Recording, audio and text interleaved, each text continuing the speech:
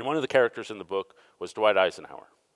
And when Ike was 9, he wanted to go trick-or-treating, but his mom, named Ida, wouldn't let him.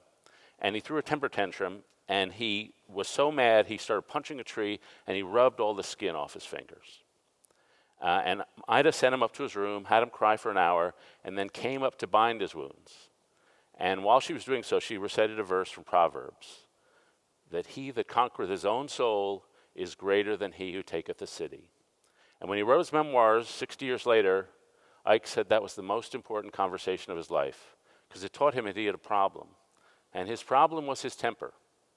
And if he was going to amount to anything in the world, it was going to have to beat the temper. And he spent the rest of his life trying to be a less angry person, a less hate-filled person. And so one of the things he did was he would take out all the people he hated in the middle of the night, and he'd write them down on pieces of paper, and he'd rip up the papers to show how much he was purging his anger. And so the great virtue, as I saw it, was humility. Humility is not thinking lowly of yourself. It's not even not thinking about yourself. It's radical self-awareness from a position of other-centeredness. It's the ability to step outside yourself and look at yourself and say, what is my strength and what is my weakness? And the great sin in my book that we as a society often suffer from is narcissism and pride, the inability to know where you're really broken. And therefore, you don't have the honesty to actually deal with what you're broken with.